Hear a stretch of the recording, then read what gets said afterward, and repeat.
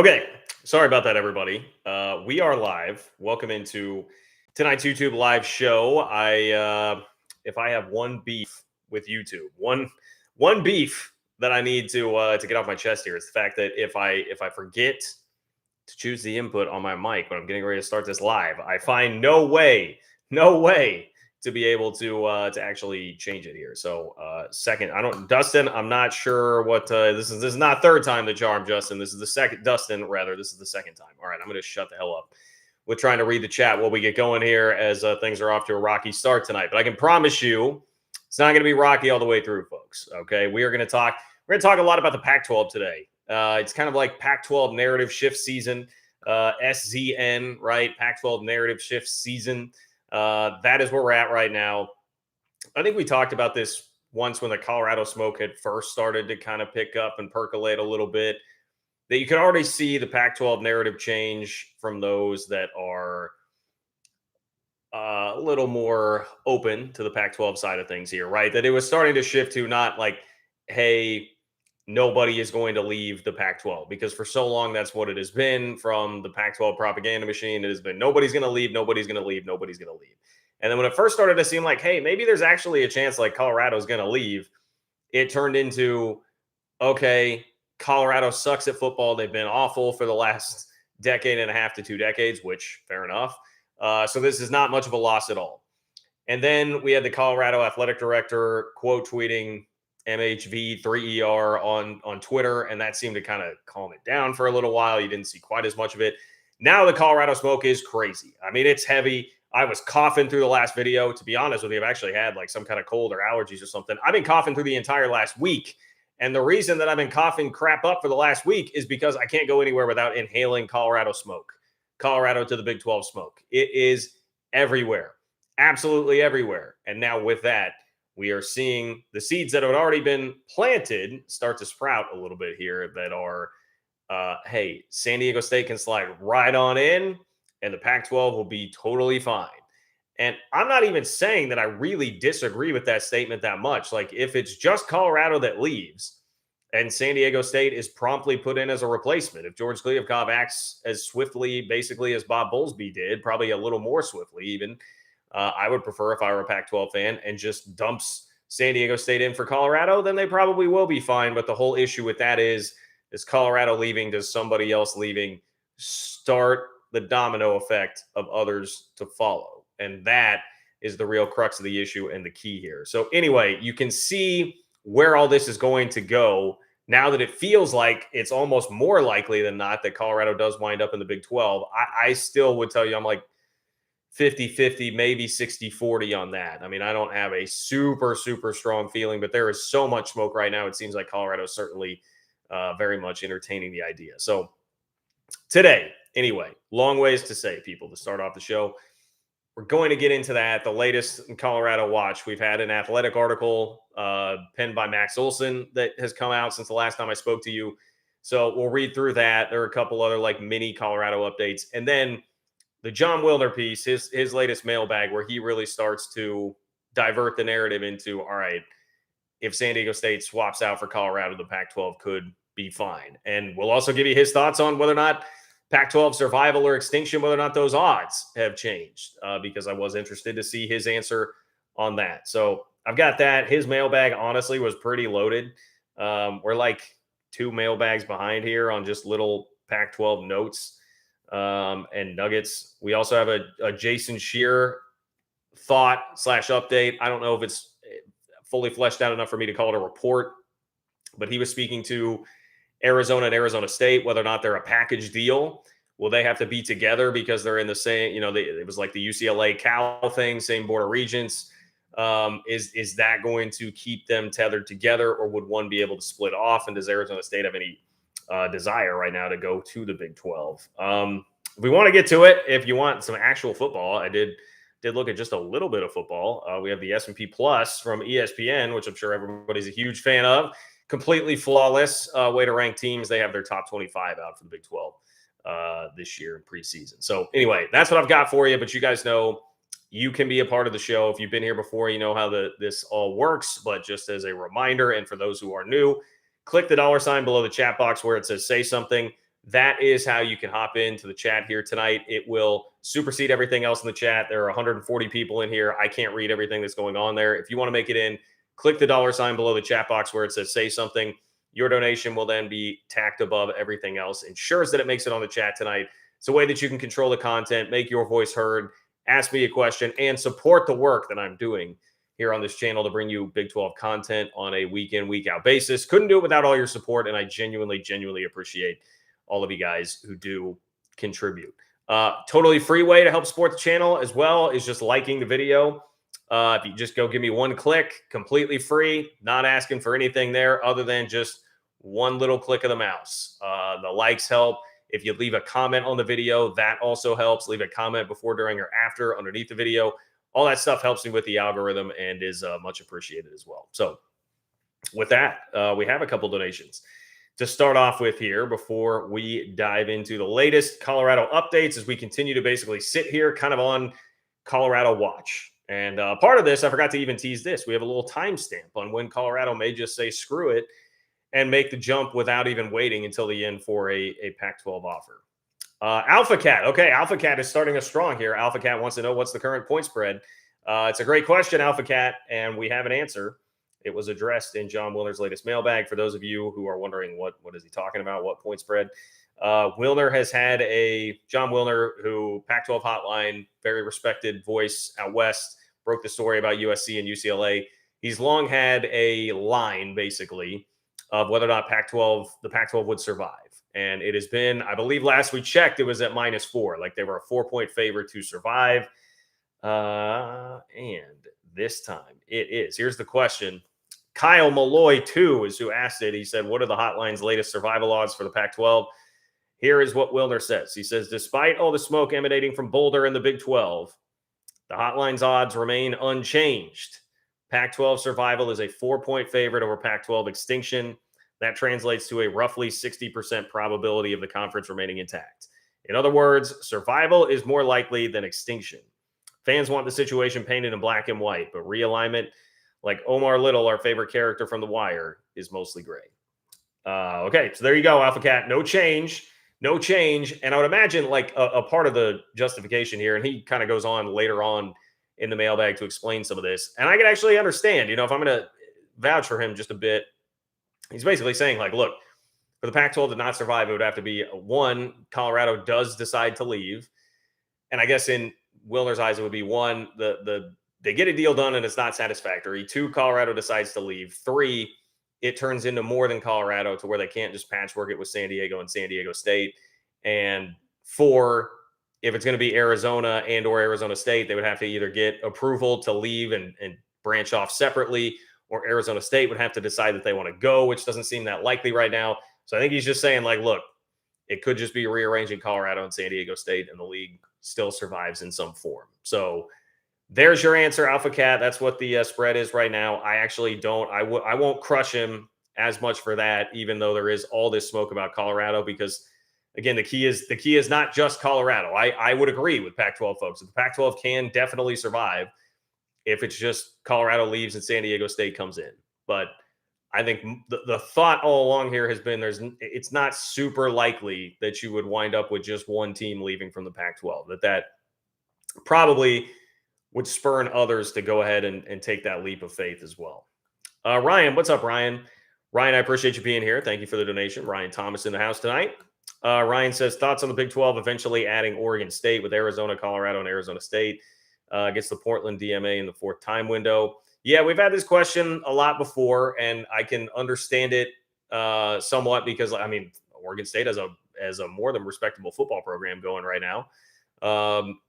And they're just in a tough spot because they don't, I know you're saying, hey, gets the Portland DMA. I don't think they really register enough to feel like that's significant. And plus, as we've kind of been over before, the landscape has shifted a little bit from, it's not nearly so metro area dominant. It's much more about just brands and who's going to bring you the brands. And Oregon State, unfortunately, is not one of those. Their program, honestly, is better than what the brand is. And I say this as a K-State fan, where I would say that statement applies to K-State as well. So they're not going to be additive. You're not going to be probably getting everybody on board to give you pro rata, add the 31.7 million for that squad if you add Oregon State. Don't think that would happen.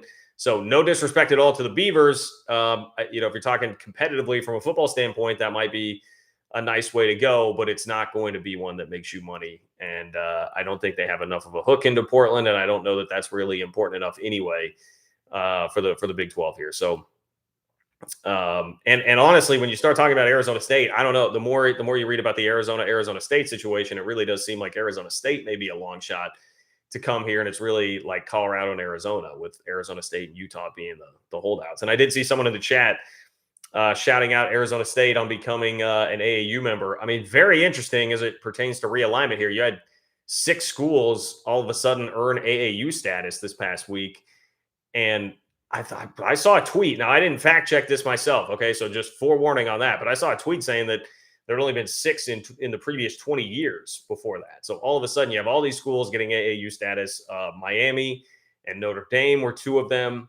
The Big Ten obviously places a lot of value on being an AAU school to show off your academic prowess, to kind of flex that. And all of a sudden, Notre Dame and Miami are included there. So interesting stuff. Our Web, what's up, Our Web? Our Web, always love to see you here. Thank you for being here. Our Web says, funny how Wilner went from the Arizona schools being meh to now the linchpin to Pac-12 survival, and Colorado has little value. Them goalposts moving, LOL. Well, yeah, I mean, look, I'll say this. Like I said, I understand from his standpoint where he's at, like keeping the odds in the same spot that they're at right now. But there's just no denying. No, they're not going to come out and just say this on the front end. But if you held their feet to the fire, I mean, the John Canzano, Jon Wilners of the world have absolutely been goalpost moving this entire time. I mean, it's been well documented by folks like Our Web on Twitter. But I mean, we've just seen this over and over again, whether it was the timestamp on when the deal was going to get done, whether it was, it's absolutely going to be a more lucrative deal for the Pac-12 than it is the Big 12, and then it scaled back to like just close to equal, and then like within 10%. That has moved back. I mean, the goalposts have shifted in a lot of different ways throughout this whole time. And I'm not even saying that we're all completely innocent of that, but there's been a lot of it from the Pac-12 side. And now you're starting to see the narrative morph and shift. I mean, I say this to you guys all the time. It's just a pretty good lesson in how kind of anything works in society these days, whether it's football, whether it's politics, whatever, the way you have 2 different sides, and people will just take the new information and kind of adapt it to how it's going to best fit them, and start to slowly shift narratives away and try to make you forget that the goalposts have moved a little bit here. That's absolutely been happening here. Absolutely 100%. And it is funny, I will say, yeah, early on, I mean, for a while there, it felt like Arizona was at the front of the line ahead of Colorado in terms of teams that would be interested in the Big 12. And so, yes, for a time there, it did seem like, yeah, there was a little bit of a campaign to kind of run down the value of Arizona and or Arizona State, like the Arizona schools there. Arizona State, I imagine, becomes a little bit more valuable now, at least perception-wise, with the AAU status that they gained. Yeah, now all of a sudden they're the keys to survival. They are the keys to Pac-12 survival, and I don't really even disagree. I think the interesting part will be what if it's Arizona and Colorado? What if Arizona can break free from Arizona State and it's just Arizona and Colorado? What does the Pac-12 do then? Does that league stay intact? I mean, I would imagine that it does, and they just go at SMU and try to go at it that way. But now that starts to feel to me like a little bit more watered down of a league. I think if you're swapping those 2 out, you're dipping into SMU. Now you've started to water down the product a little bit. A couple more here. What's up, Matthew? Matthew, always appreciate you. Great to see you. Matthew Hunsaker. John, several schools magically got AAU status very suddenly. Does that have underlying conference realignment, backroom dealings, or just coincidence? Arizona State, Miami, Notre Dame, among others. Yes. All right. So Matthew, we were on the same wavelength there. I mean, I will just say, like, this, that is not my bag, as the kids would say. That is not my area of expertise, like the AAU and how that works, and schools getting AAU status or losing it. Like Iowa State lost it here fairly recently. I really have no idea. I mean, I know Jeff Fuller. If you go to my Twitter account at JL Kurtz, you find my timeline. You will see I retweeted Jeff Fuller, who did kind of a deeper dive into that. I believe he was the one who made note that like only 6 had been granted AAU status in the last 20 years or something like that. and now we just had 6, like bam, bam, bam, including Arizona State, Miami, Notre Dame. I just have no idea. That it seems, I will say, it seems a little conspiratorial to me to assume that this has some sort of conference realignment hook to it, but I don't know. Jeff goes into it and kind of like makes the point, like, is there a bias among these groups of schools that get in there and trying to elevate their own, trying to do, a little favor for somebody else, help out another school that's in their league as opposed to schools outside of their league?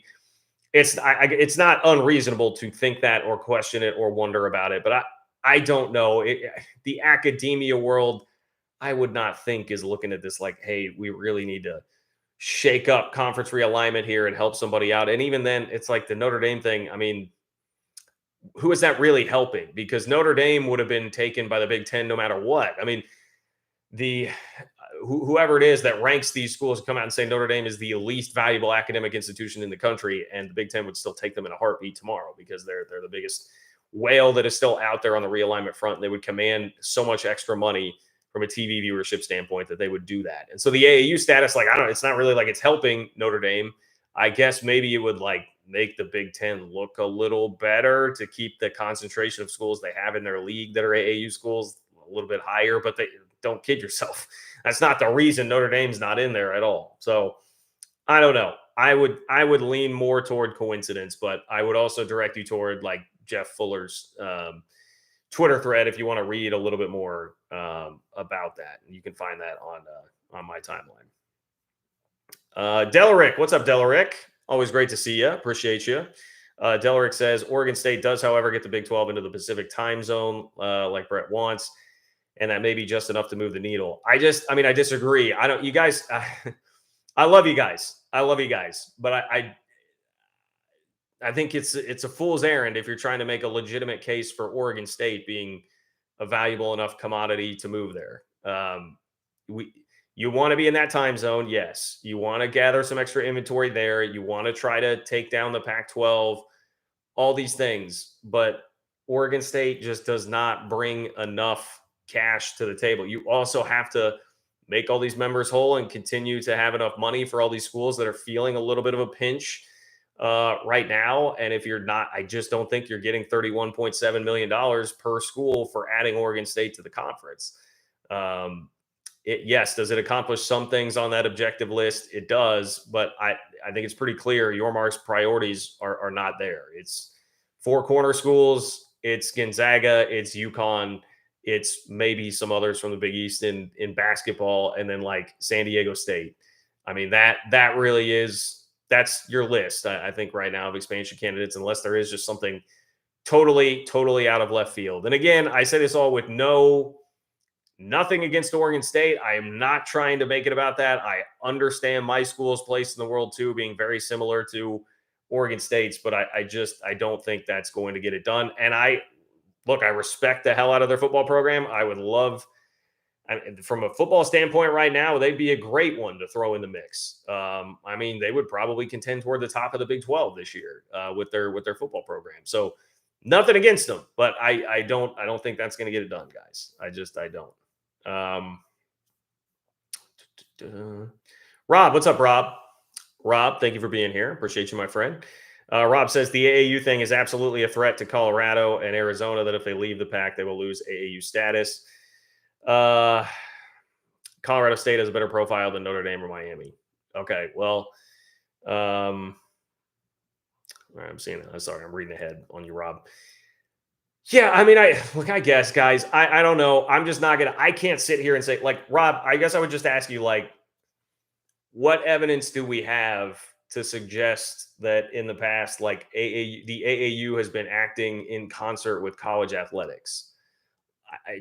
This is where I kind of almost have to cite, for a while we've been told, and it's been like pounded into us, like, hey, the academic side matters more than you guys think, and they operate so differently. And I know some of that gets annoying, and like, to me, it's like in realignment, academics at the end of the day, be damned. It's going to be like what's best for what's actually, but this is a case where I would say, like, I think the academics kind of operate differently here. I just am not ready to be conspiratorial enough to be like, hey, they coerce the AAU, which has been doing things a certain way for a long time in the name of academia, to make a play at Colorado because they might leave the Big 12 for the Pac-12, like because they might leave the fifth best conference for the third best conference. I don't know, man. When you say it out loud, if you just go through the say it out loud test on that, that doesn't really pass to me. You totally entitled to your own opinion, and I'm not saying that that like all is fair in conference realignment doesn't really apply, because it does. It kind of is one of those things, like all's fair in love and war, all's fair in conference realignment.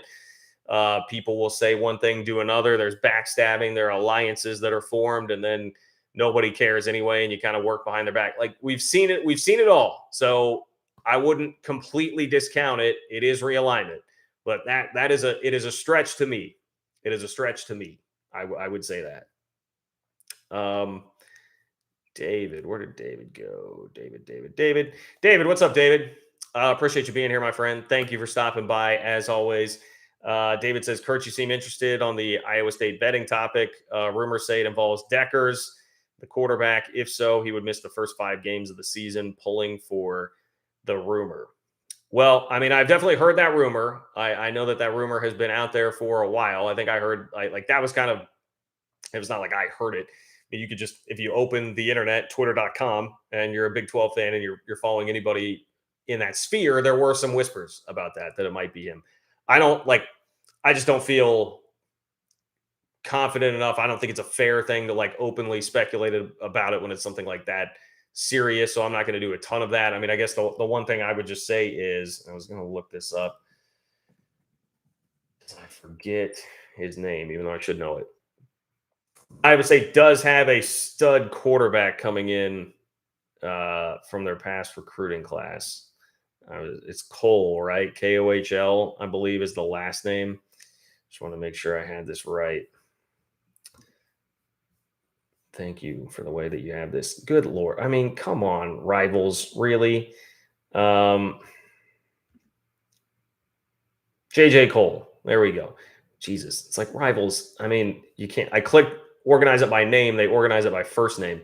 All right. JJ Cole. Yes, they have JJ Cole coming in, who's a stud quarterback. I know he performed really well at Elite 11. I feel like he's in that same vein as like Avery Johnson at K-State, who I think is going to be really special. So you could at least like turn it over to him early if something were to happen there, and maybe get closer to hitting the peak of what the JJ Cole era is going to look like at Iowa State. But yeah, I hate to do it. I hope you understand. Like, I hate to do much speculation there, because that's a pretty serious allegation. And all I know is that I've seen the same rumors all of you guys have, if you're in Big 12 country and on Twitter there. So, but I think it was last time that I did say, like, it's been quiet for a while. We really have not heard much on that for a while. So I am interested when we're going to get a little bit more official word, when some names do come out. I don't know. That's another thing that's a little unprecedented to me. I just don't know how that typically would work. Delaric, what's up, Delaric? Delaric, coming back on Oregon State, says, because they're a Power 5 school, aren't they prorated in, or am I missing something? Just checking. No, totally fair question. So the deal, 65% would be prorated if they're a Power 5 school. You would get 65% because it is Fox that has agreed to do that, but not ESPN. I believe that I have that right, or else it's flip-flopped. One of the entities with the TV contract will prorate their portion of the deal, which is 65%. The other, it's not automatic. So you would have to convince them. And that's where, like, when we've seen the reporting on Colorado, like the Athletic article that most recently came out there said that Colorado would get a full share. Like, the networks would step up and pay for them to get a full share to come in.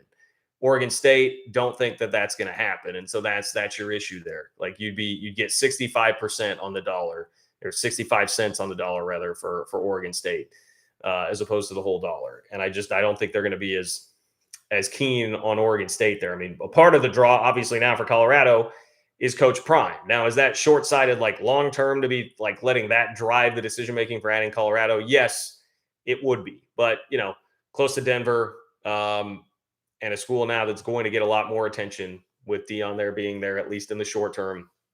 And it is just a long-standing Power 5 school that's just had a better brand, even as bad as they've been. I mean, it is a better brand than Oregon State, unfortunately. I just think is the harsh reality of all of that. So yeah, you would not be guaranteed your full share with that.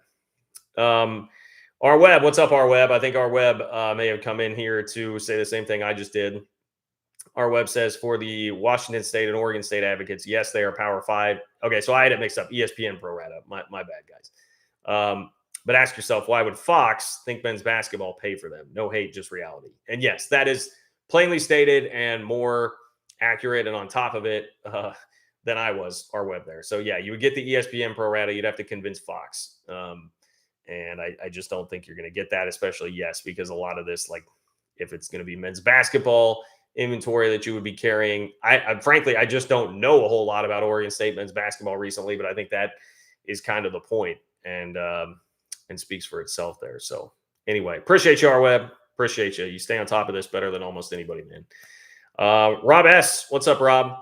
Rob chiming back in says the Big Ten, ACC, Pac-12 plus California schools have enough votes to individually decide who is and who is not AAU. Look at who got AAU: one Pac, one AAC, one California, Notre Dame. Oh, and South Florida was definitely a poke at the Big 12, UCF, and ISU got. Well, I mean, the Iowa State thing, I think had like been in the works for a while. I don't know, man. I mean, I see the case that you're making, but I just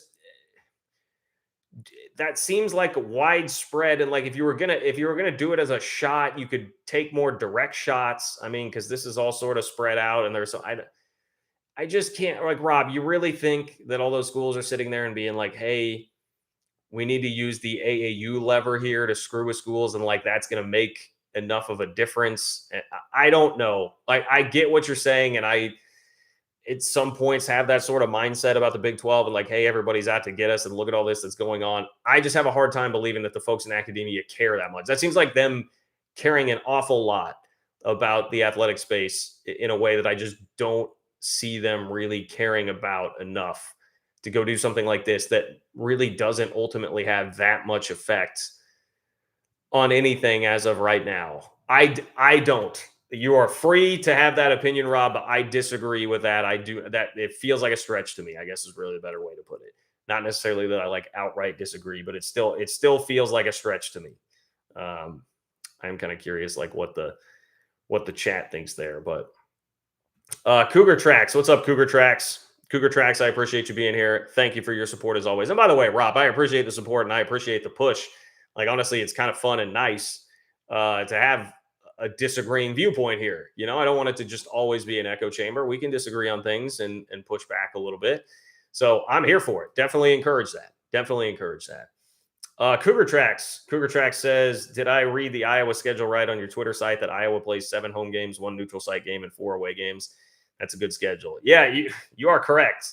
You are correct. If I can pull this up fast enough, I will just give you a quick dive on this schedule because this is what I say all the time about the Big Ten, man.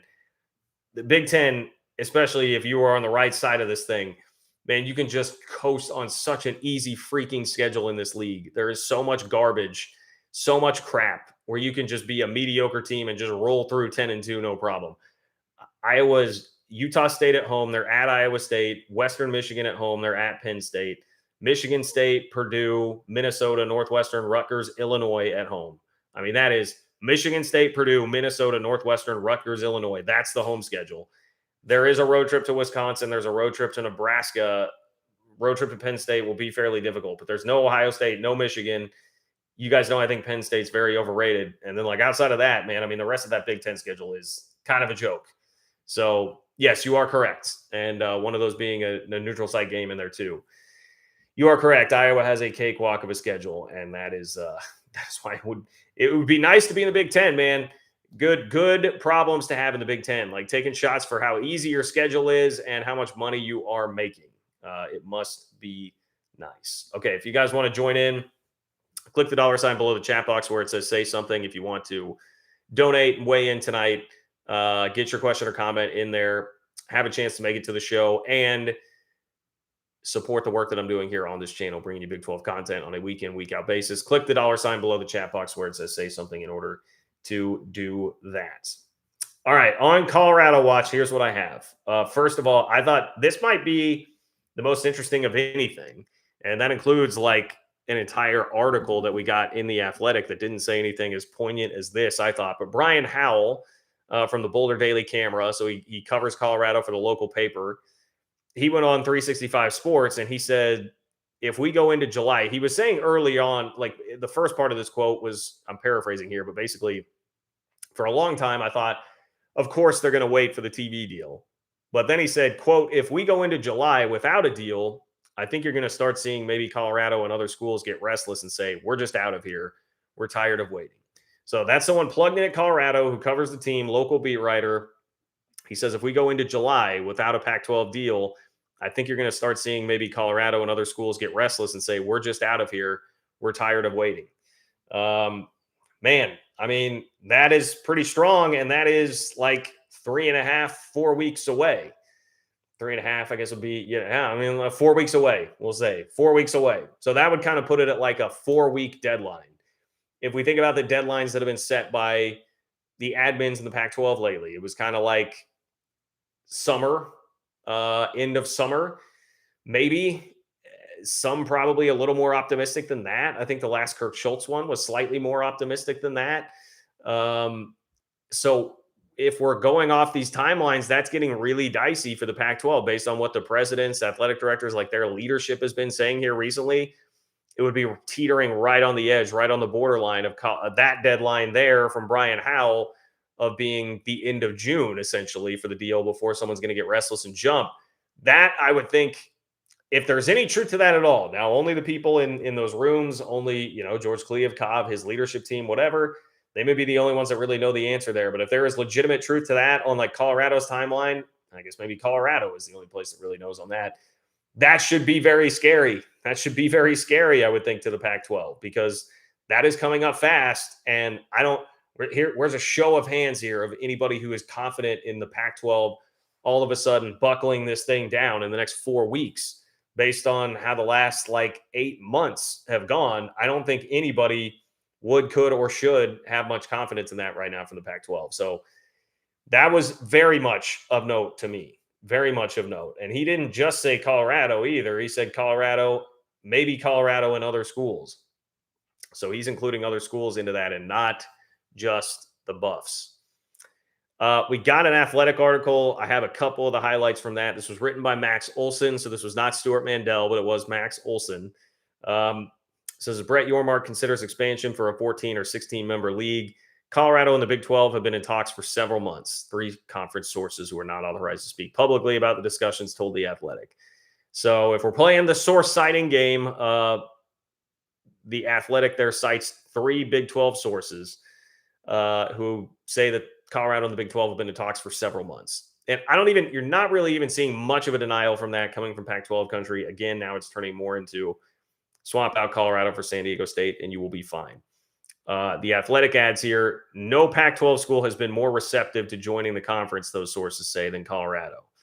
Quote, Colorado is the one they're having the most productive talks with, one of the sources said. So again, the language there is Colorado is the one they're having the most productive talks with.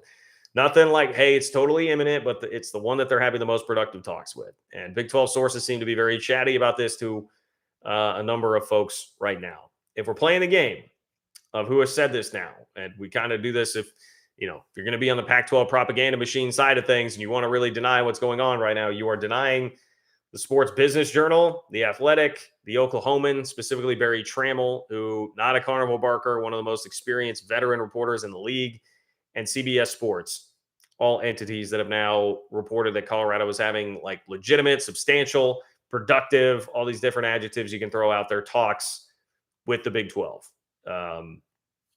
So again, either all hail Lord Karen. Karen is just doing an incredible bang-up job across multiple different outlets in not only multiple sides of this thing, but also different industries, because, the sports media industry that's what Andrew Marchand does. And Andrew Marchand was the one who said, watch Colorado a couple of weeks ago. Okay, more from the Athletic article. The splashy hire of Deion Sanders to revive the Buffalo's football program has been a significant factor in Yormark's interest. The Pro Football Hall of Famer has almost instantly made Colorado nationally relevant in his first 6 months on the job. He is viewed as an ideal fit for Yormark's stated vision of a younger, hipper, cooler conference. Now, that is true. If we're talking younger, hipper, cooler, Deion definitely fits that. And there seems to be, if we're reading into the reporting here, there seems to be kind of a mutual flirtation, a mutual interest on both sides between Deion and Yormark, whereas like Dion views the Big 12 as a chance to get back into Texas, where he obviously has connections from back in his Cowboys days and could recruit there in the state of Texas. Meanwhile, the Big 12 would view it like, hey, man, if we can just get a piece of Dion, that is about younger, hipper, cooler as it gets in terms of college football right now with where the attention is going. So, might be a train wreck, but there's going to be a lot of attention there and a lot to watch. So that part should not come as a surprise to anybody that makes it in the article.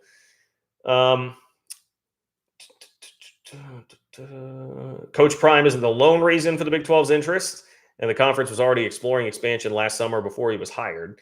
Colorado is located in the number 16 TV market, enjoyed previous Big 12 success, has good facilities, and would make a solid travel partner for BYU. But Sanders' presence has impacted the perception of Colorado's value. There's an argument to be made, too, that moving to the Big 12 would help him and his staff establish a stronger presence in the state of Texas and recruit coast to coast. So I wouldn't say that like I cringe at that sentence, but I would say now I trust Brett Yormark a lot, and seemingly more than a decent amount of people do here, at least with some of the discussion I was reading, particularly about UConn, where people had really strong opinions there. Brett Yormark has really earned my trust with his body of work, his resume, and just what he's done since coming into the league. But I would say I can understand Dion maybe tilting the scales just a little bit, making you a little more excited for Colorado. But I seriously would not be making much in the way of like long-term decisions about Colorado because of Dion, because I do think that is going to be short-lived one way or the other. I mean, people either think this is going to be a disaster or a smashing success. And I think in either one of those scenarios, he's not going to be at Colorado for very long. I think the second that he gets the sniff of a major job, maybe it's in Texas, maybe it's back in Florida, maybe it's Florida State if Mike Norvell all of a sudden falls off a cliff. I mean, who knows? Just an SEC school, somewhere bigger. Like Coach Prime is going to want to go where the lights are brightest. And even though they're pretty bright right now, you can get them brighter than they are out in Boulder, Colorado. So I think it seems pretty obvious to me. He starts having success. That's not going to be long for Boulder. And then if it is a disaster, they'll have to cut bait, obviously, and he wouldn't last very long there too. So I would be leery of that for sure. A little more from the article. A Colorado return to the Big 12 wouldn't doom the Pac-12 or the value of its next media rights deal. Kliavkoff could easily move forward with adding San Diego State as a more than suitable replacement. But for months now, the bigger question for the Big 12 has been whether landing one gets them two. If Yormark can get a deal done with Colorado, will that be enough of a momentum shift for him to land Arizona as well? Arizona President Robert C. Robbins predicted on March 15th the Pac-12 would make more than the Big 12 in its next media rights deal. He also anticipated the Pac-12 would finalize a deal within the next couple of weeks. It's now June. Love that that's pointed out. That would have been, according to that timeline, the deal would have been done in like early April. And now we are in early June with nothing to show for it. So that pretty much nails down what I said to open the video, right? And it's like, I'm not saying anything earth shattering there. It's pretty obvious and apparent to most who've been following this. That's the situation. Colorado seems like they are listening hard to the Big 12 to leave. If they did leave, Pac-12 would try to go add San Diego State very swiftly. But the question would really become, will others leave too? Would Arizona and Arizona State particularly leave too? Goes on to mention there are several more potential targets on the league's radar, including basketball powers like UConn and Gonzaga. But when it comes to the Buffaloes, there's not much to debate. The Big 12 wants them. They'd have the support of ESPN and Fox as full share members. Going back to the conversation earlier about Oregon State, that's the key. You automatically get the ESPN 65%, and then Fox, reportedly, according to what The Athletic is saying here, would be in on kicking in the other 35% to make Colorado a full-fledged member. There's little doubt they'd be competitive and valuable for their former conference. All that's missing at this point is a clear deadline for the Pac-12's media rights negotiations. And yeah, we don't have any sort of reported clear deadline there for Colorado and what that would be. Ryan chimes in. What's up, Ryan? Ryan says, George has nothing. He's stalling at this point. I think there's absolutely been some stalling going on here throughout the entire process. I guess only George really knows if that's totally what's happening right now. He has continued to decide to remain silent throughout all of this, which I guess you've come this far doing that for the most part. And when you have stepped behind a mic, you've said ridiculous, ludicrous things. So maybe that is for the best that he's doing that. But yeah, I can understand anybody looking at it right now and saying like, yeah, this is definitely stalling. Maybe some of that has been how he has seemingly toyed with the presidents and what they thought about the timelines here. Maybe it's giving them a little breadcrumb or two, making them think something is closer than it actually is to just try and keep them on the hook. And, public narrative be damned. I've got to keep these guys on the hook a little bit. I don't know. All I know is that George, this has not been managed well. It has been managed very poorly, setting expectations too high, allowing people to throw out timelines that have then made them look very silly, being sued by seemingly anybody and everybody, including now the Holiday Bowl. So the Pac 12 has lots of problems, lots of mismanagement. And I would not put much past Kliavkov there right now. But there is always the possibility, I suppose, if Wilner is going to be fair all the time and saying, like, hey, could still be something in the back pocket here. This could happen because realignment is crazy. We just don't know. Maybe it is that there's some crazy deal that George has lined up that we just don't know about. That possibility exists, but we're not seeing much evidence of it as of right now. And the longer this goes, the further and further it goes, the less likely that seemingly is the case because they know it's getting more and more dicey. Again, we had the local beat writer for Colorado saying if this gets into July and there's still nothing there, that's the time when Colorado or somebody else might jump. Okay, so speaking of Jon Wilner, let's get into Wilner's mailbag here. We'll start with what he had to say about Colorado. So Bruin Storm Shadow says, any truth to this statement? Colorado has been in substantive talks with the Big 12 about possibly joining the growing league. A source with knowledge of the discussions tells CBS Sports. So he is quoting Dennis Dodd here and asking Wilner, is there any truth to this statement? Wilner says, I won't comment on any specific media report rooted in anonymous sources and subjective descriptions of events. For example, how do you define substantive? But generally speaking, the hotline has assumed all along that Colorado, Utah, and the Arizona schools were engaged to varying degrees in membership discussions with Big 12 representatives. Given the length of time required for the Pac 12's media negotiations, the schools must perform due diligence. They owe it to their athletes and fans to have a suitable landing spot. Also, it's realignment. Everybody is talking to everybody. So definitely not a denial there from Wilner. He's saying, look, I've assumed that all of the four corner schools have had discussions with the Big 12 and maybe other places because they have to. They have to cover themselves. They have to do what's best for their university. So, I mean, in fairness, that's a pretty legit answer from Wilner, just being like, yeah, I mean, that probably is true because I think all of this has been going on for a while.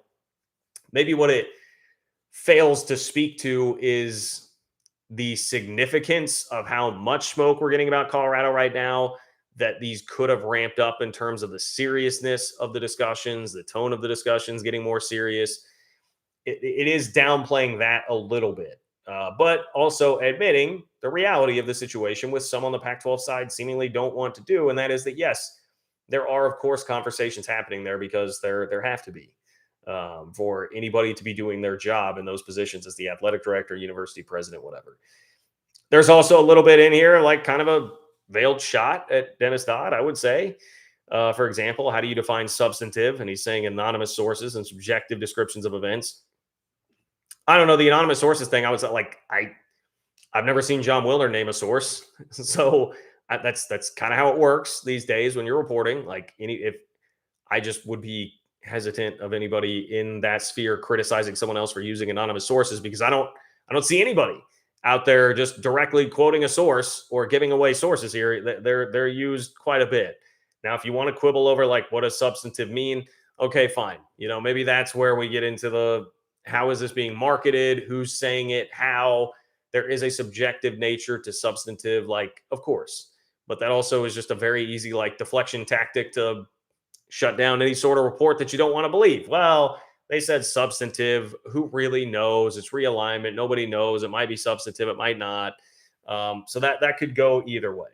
Anyway, I think that's a relatively fair response from Wilner, even if it's downplaying some of the heightened like sense of urgency that seems to have come along with the latest round of stuff that we have heard about Colorado.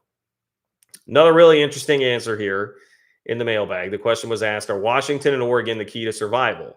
Even if Colorado and Arizona leave for the Big 12, the Pac would survive if Oregon and Washington stay, correct? And Wilner says, As long as Oregon and Washington are willing to sign a grant of rights agreement, the conference will exist in some fashion, although it could look more like the Pac-8 or its mid 20th century predecessor, the Athletic Association of Western Universities. Boy, shout out to the Athletic Association of Western Universities. Since the announced departures of USC and UCLA last summer, the hotline has defined Pac 12 survival as the existence of the conference in recognizable form. That is, with the Arizona schools. Colorado is not essential to the outcome. If the Buffaloes were to bolt for the Big 12, the Pac 12 could simply replace them with San Diego State and carry on. There's also this note. We consider CU more likely to remain in the Pac 12 than leave, but until there's a deal, all scenarios must be considered. So there's another place where maybe I would disagree a little bit with Wilner. It feels like at this point that to me it is a lot closer to 50-50 than that answer would seem to indicate. And that is me moving off of more of like a 30-70 stance. That's another thing I've repeated to you guys quite a bit here. Anyway, back to Wilner. He says, in our view, the Arizona schools hold the key to a recognizable Pac-12. Would Colorado's departure trigger the Sun Devils and Wildcats to leave as well? And would they move together? They share a board of regents, after all, but so too did Cal and UCLA. Our sense is the Arizona regents would compel the schools to remain paired. That could pose an interesting dynamic if Arizona State President Michael Crow wanted to stay and Arizona's Robert Robbins preferred to leave. We're a long way from that issue moving to the forefront, but survival is not about Colorado leaving. It's about the impact Colorado leaving would have on the Arizona schools and potentially Utah. Currently, we believe the Arizona schools would be much more likely to remain than depart in the event CU bolts, although the chance isn't much higher than 50% in that situation. So that part I didn't understand. So currently, we believe the Arizona schools would be more likely. Okay. Currently, we believe the Arizona schools would be more likely to remain than depart in the event CU bolts, although the chance isn't much higher than 50%. So he's saying at that would you could read like he's saying if Colorado leaves, then Wilner would view it maybe at like 40-60 that the Arizona schools would follow, or at least one of the Arizona schools. So it's a nuanced take. There's a lot of nuance going on there. I don't think anything is terribly unreasonable there. I would imagine that the regents would try to keep those two together. But from somebody who's like really boots on the ground with Arizona, Jason Scheer, who we've quoted a number of times here, Wildcat Authority, one of the Arizona team sites, he says, since I've seen it a few times, I'll go on record here. Arizona State is unlikely to leave the Pac-12. Arizona is confident it can split when and if needed based on what the Board of Regents has said. So Jason Scheer is saying, I don't think Arizona State will leave. I think Arizona is very interested. And if Arizona really wanted to go, they probably could. They could probably figure out a way to do it with the Board of Regents there.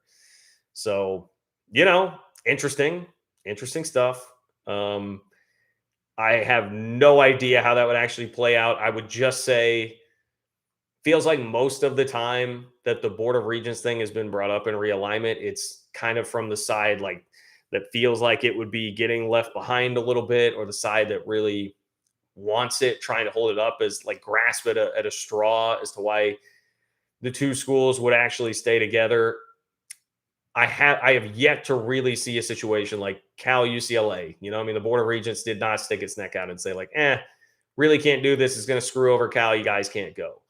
I have a hard time seeing somebody really, truly putting their foot down and not allowing it to happen. Now, maybe it'll be a little bit different here because it would be viewed as closer to a lateral move than leaving for the Big Ten would be. Perhaps that starts to make it a bit different. But I have a hard time just based on the history of realignment thinking that when push came to shove, that would really, truly be an issue in realignment. But we'll see. Cat Fan in Huskerland, a.k.a. Daniel Osborne. Appreciate you being here as always, my friend. Great to hear from you. Daniel shouting out the Royals. Woohoo, the Royals win. I'll be honest with you, man, because of YouTube TV not picking up Bally Sports, I haven't watched a Royals game the entire damn year. They make it too hard, MLB does, to even get the games on. So I have not watched much, but it sounds like you're making up for that for me. So appreciate you doing that. Appreciate you being here in the chat. And once again, great to meet you guys the other day at the K-State baseball game. And by the way, saw that Oklahoma not had a great regional weekend. Didn't do very well. Kermit sipping tea over here with K-State sitting at home, not getting that spot in a regional, but the Sooners did. Just saying, Oklahoma. You guys have plenty of softball to watch these days anyway. I think you'll be a-okay. R Web, what's up, R Web? R Web says, just remember layups and dominoes. Yeah. How many times have we heard that it's a layup that this deal, we've seen that a couple of times, like an anonymous source in the Pac 12, it would be a layup to beat the Big 12 deal. Clearly not the case. The dominoes seem to be wobbling, man. That front domino that's Colorado, it's wobbling a little bit. It's wobbling a little bit.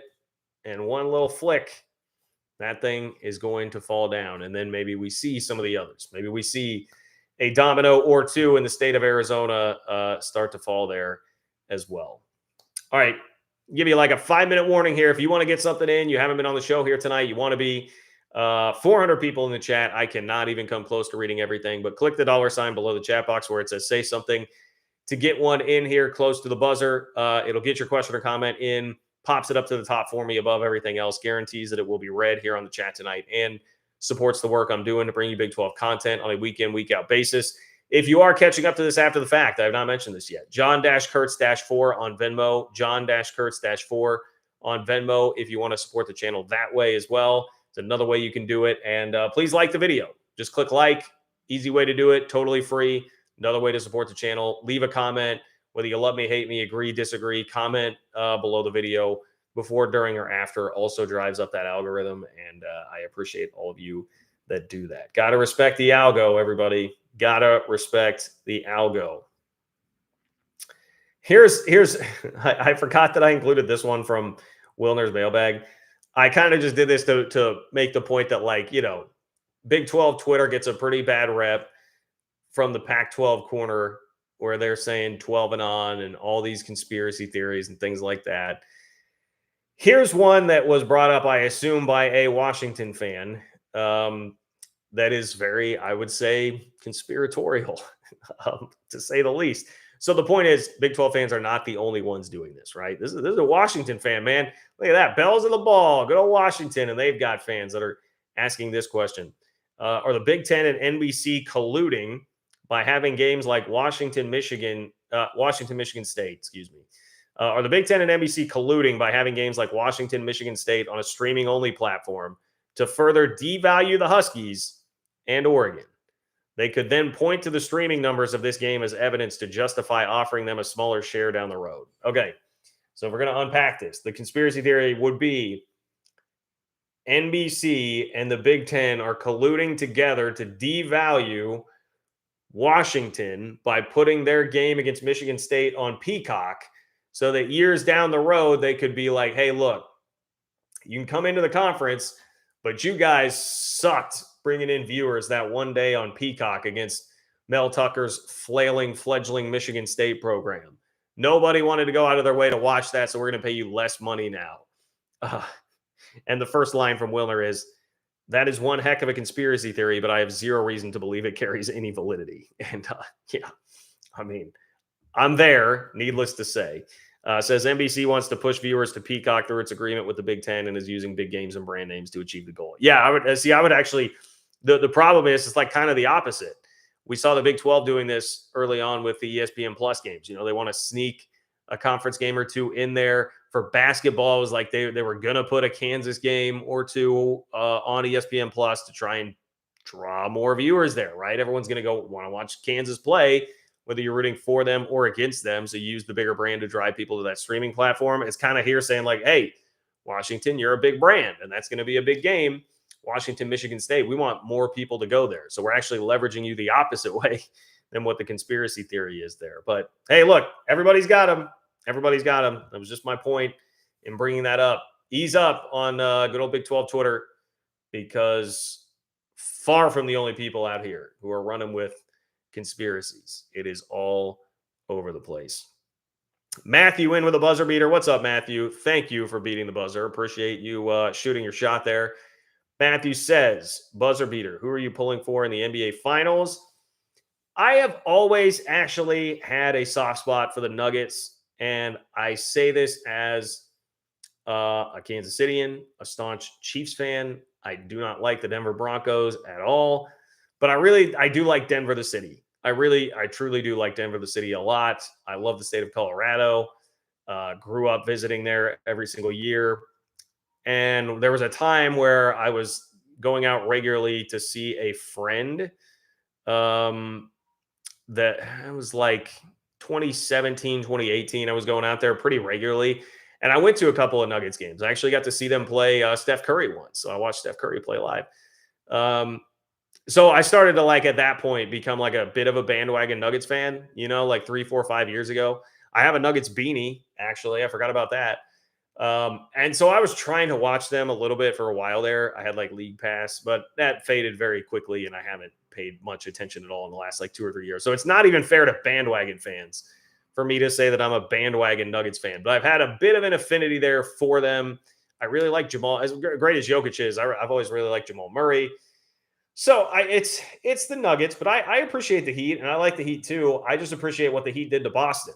I mean, a group of fans that there's no love lost between me and Boston fans. So I was all about the Heat like torturing Boston with the way that they won that series. So I've got no issues with the Heat. Jimmy Butler seems pretty awesome. I'm a big Levitard guy, Dan Levitard show fan. So when the Heat are doing well, it makes for pretty interesting content when they can kind of dig in and be the heels of the NBA with that. So, slight lean to the Nuggets. Slight lean to the Nuggets is what I would say on the NBA Finals. Timmy, what's up, Timmy? Timmy, I appreciate I see Timmy's comment coming below there. Timmy, thank you for being here. Thank you for your donation. Appreciate you, my friend. Timmy says, John, you okay, brother? This is going to sound blunt and out of line. Always a great start. But are you under the weather? Your face also looks like it's breaking out due to some sort of allergic reaction. Just concerned. No, man, I think I said earlier, like I felt like I've had a cold or allergies or something all week where I've just been coughing. I said Colorado smoke. I've been coughing up Colorado smoke all week. Now I've just been like coughing stuff up and congested and sneezing and rather annoying. And yesterday I was out in the sun for 4 hours and I'm pale as hell. So I got a little splotchy sunburn because I did actually remember to use sunscreen, which is a rarity. And so, in lieu of my entire face looking like a lobster, you just get like little splotches where the sunscreen did not do as well. But that's just a reality of life if you are me with this fair skin and going out in the 90-degree heat on a June day yesterday, which is what happened to me. So I appreciate your concern, but no, I'm fine. I'm fine. I feel fine today. I was feeling more under the weather earlier in the week, but probably just lagging behind a little bit. I still sound a tad bit congested. Provo Cougar fan, what's up, Provo Cougar fan? Beating the buzzer as well. Provo Cougar fan says Utah to the Mountain West Conference. Yeah, I did. I read one thing. Who was it that said it? This is the problem with like realignment, reading Twitter. I lose track of who said what. Somebody had thrown out a list of like schools that had been pre-vetted by what they believed to be pre-vetted by the Big Ten, and it was pretty much the usual suspects. But Utah did sneak in at the back end of it. So hey, maybe Utah is on like the next up list, like in the hole for the Big Ten. Not at bat, not on deck, in the hole somewhere like that. I mean, maybe, but they would be in a very if Arizona State decides to go right, and it's Arizona State, and Colorado going, then Utah's in a very interesting and precarious situation. That would be pretty fascinating to see what's going on there.